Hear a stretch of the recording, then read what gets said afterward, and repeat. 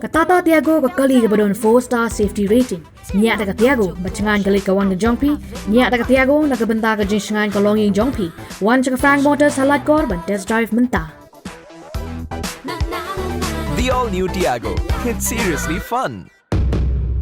Meghalaya Trinamool Congress support jingla Dr. Mukul Sangma Mantaksi kala Thetenge yak Sorkar jylla hadin bakala bakala dongti sakabantit jaka hamau prang haga jinglot kabolong sispa sapoklo tengka pat day ban pelong da Jingtohkit halokani ke jingle jong Sorkar MDA habakran chikila pathai Khubor menta kasni ha office sikam jong party Dr. Mukul Sangma ulong bak Sorkar MDA kabokot sin da Meghalaya deceitful alliance kala dongti bantit tu ya jaka kabahe koma praspa nyo ekar ha mau khanu kabaha papo kasnong mau prang bat ka pinbit ya try jaka pat kalathit koma 1,000 tingka square feet pat ka seal 1,000 tingka bat ya kani lapin scam da cabinet ha ka sautrik urisau araja arway da jinglam khamat menteri Ri Kmie ya katunat urban affairs Padlengba ya kikot la pinchisha ba laingut kila dongkiti hakini ka kam the jaka bean ki bagunthop yo menteri rangba u revenue minister pat u urban affairs minister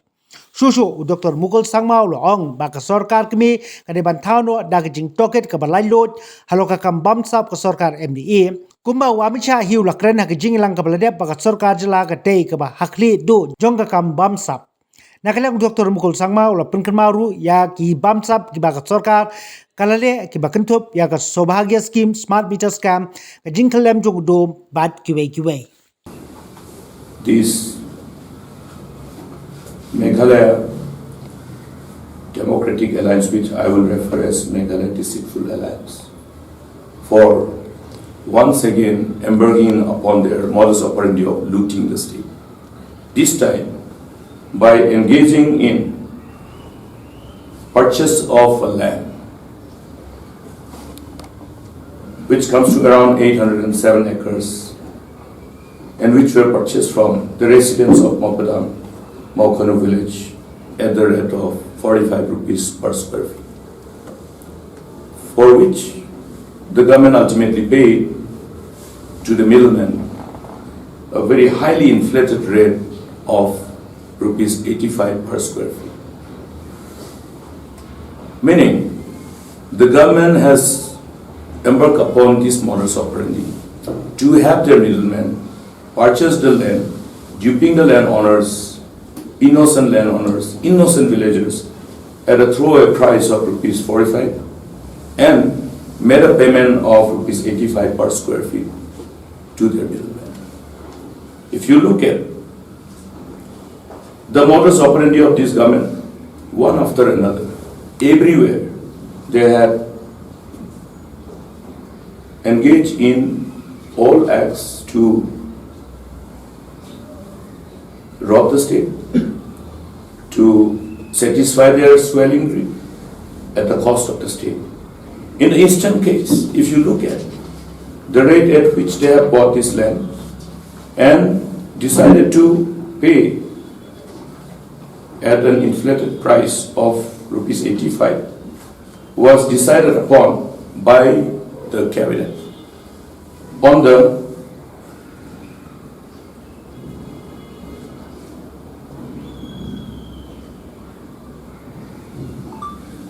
on the 4th of October 2021. This is the cabinet, it is the letter by the Urban Affairs, Department of Urban Affairs, Government of Meghalaya, which has communicated the decision of the cabinet approving the purchase of land at a highly inflated rate of 85 rupees per square feet for total of 807 acres of land. Now, if you look at this decision, now you cannot particularly allege only one particular department. The whole decision has been taken by the cabinet. You are well aware of the fact that there are ministers who, as per the rules of executive business, have the honors of responsibility in approving various proposals of their respective departments. The respective portfolios allocated to the respective ministers. So, therefore, the minister in charge of urban affairs have piloted this program, this proposal, and appropriately approved by the Department of Revenue and Disaster Management. And any cabinet decision there is to be considered in as far as the proposals of various departments are concerned. The cabinet items are all approved by the Chief Minister. So therefore, the three persons, the Chief Minister,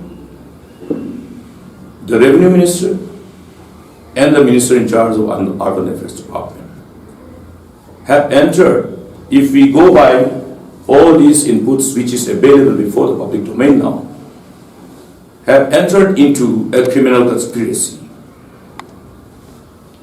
to rob the state of such a huge amount of money. If you're looking at the difference comes to over 140 crores. Now these 140 crores could have been given to the landowners, the innocent landowners, the innocent villagers, who have inherited this beautiful land, who have preserved and protected this land. Now how is it possible for the coming of the day, in a democracy which revolves around the spirit of the people, by the people, for the people? Everything that we do must be for the people, by the people who are elected. Therefore, we demand, just on the day of addressing an election rally in Khasi Hills, the Union Home Minister, Mr. Ri Khasi, has gone hammer and tongs alleging the state of being neck deep in corruption, and have referred Meghalaya as the #1 corruption state in the country. This is something which has defamed the name of the state and its people. Corruption is not our way of life. Our people are not that greedy.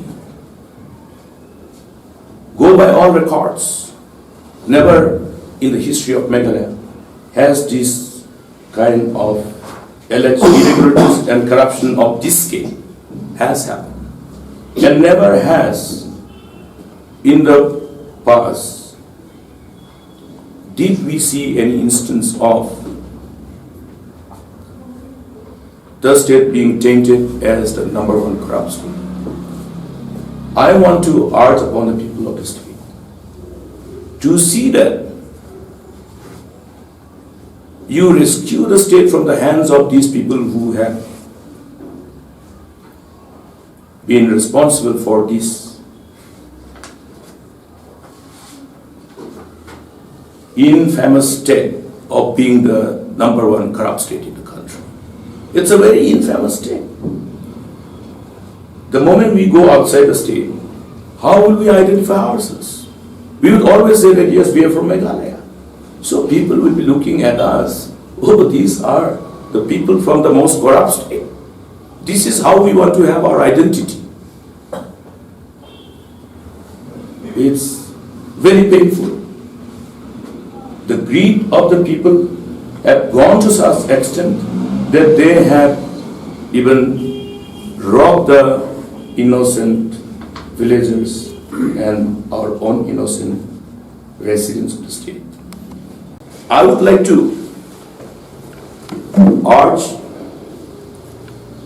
the Union Home Minister, who is still in Meghalaya, engaged in his campaign, election campaign, to take cognizance of this particular instance of corruption.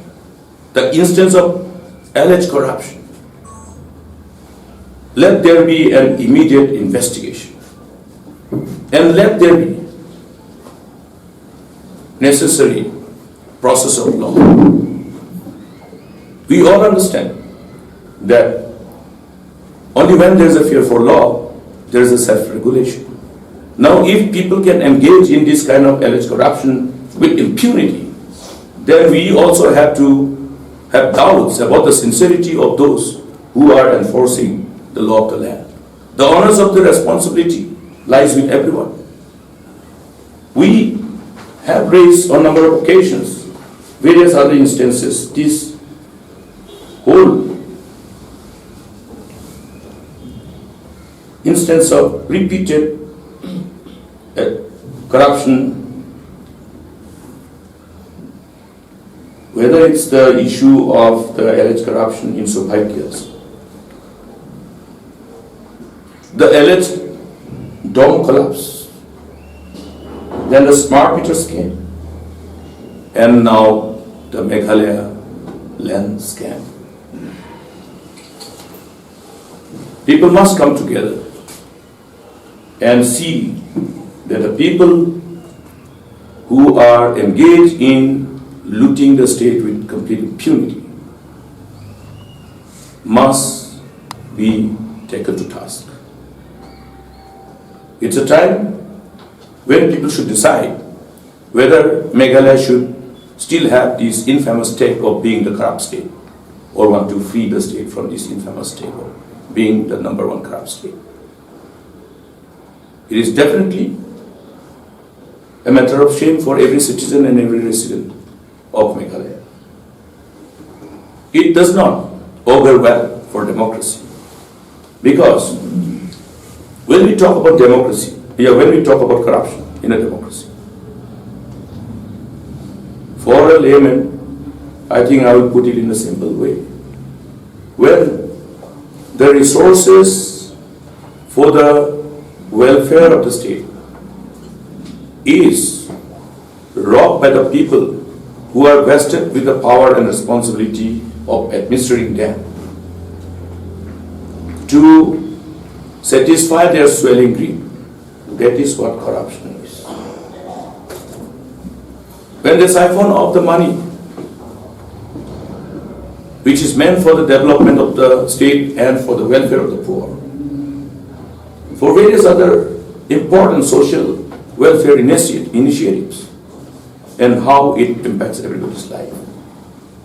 Corruption is the worst thing that can happen for a state, for a nation.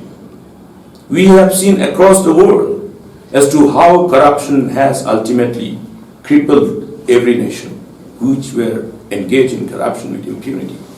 Corruption at high levels. That's why I have said that corruption is more dangerous than robbery, more crippling and deadlier than terrorism. It does not affect only one individual.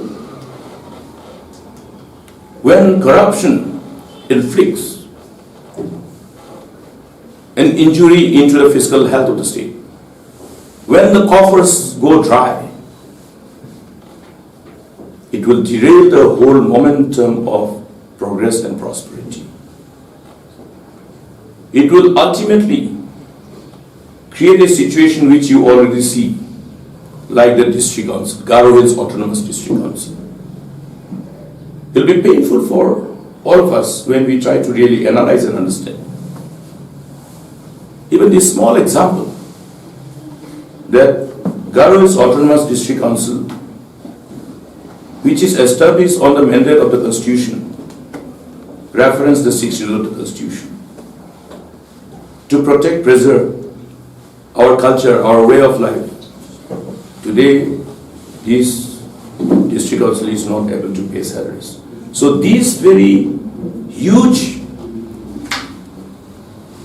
landscape is only reflective of what is going on, what has been going on. Do we want to allow this to go on? Those who love the state and those who are concerned for the future of the state must all come together and ensure that the state is freed from the hands of these